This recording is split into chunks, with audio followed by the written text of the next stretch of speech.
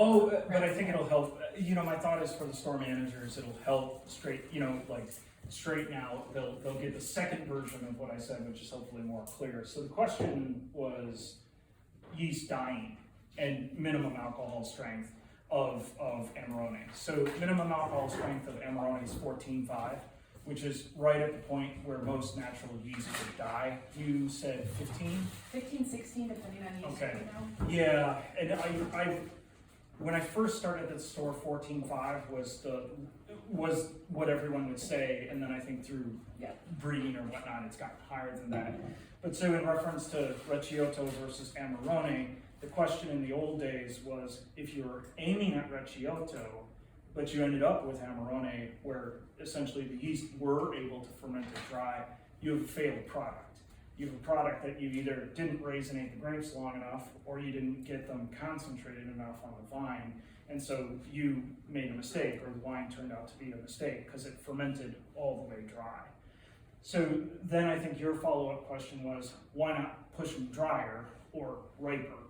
And the issue with drier and riper, to my understanding, particularly looking back in the 60s, 50s, and further back than that, was not understanding and not having the ability to control temperature and humidity in modern ways. So I maybe that sounds like I'm calling Italians dumb in terms of bacterial science, but that's my understanding of what I've been told, is that great-great-grandfather actually did not know what was going on when the grapes were drying, other than that they were drying. Did not have an understanding of the science going into that.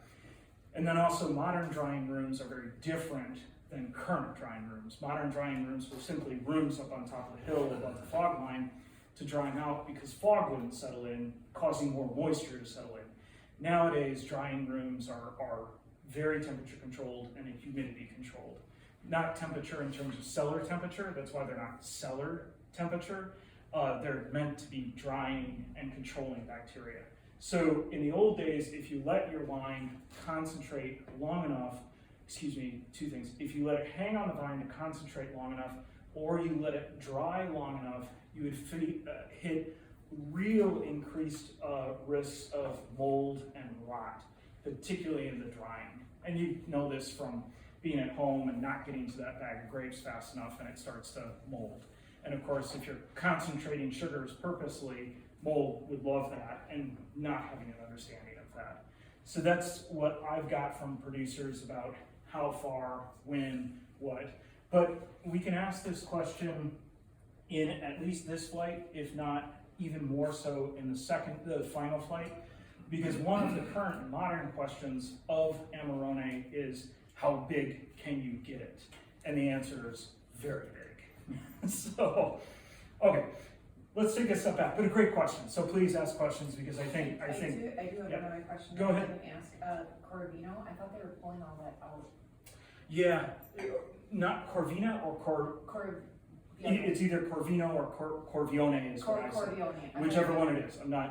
My understanding was all of that was going away as well, because it's inferior to, again, my understanding from talking to producers, it's inferior to Corvina. Right. So getting rid of, so I kind of question whether Scott got that 45% was 45% in Allegrini, because again, Allegrini considers themselves the standard of clean modern Amarone. So I would question whether that's actually that percentage. So, anything else? Why don't you stop and start again on just because then it's easier to, and please ask questions during, but what I've found is the questions are really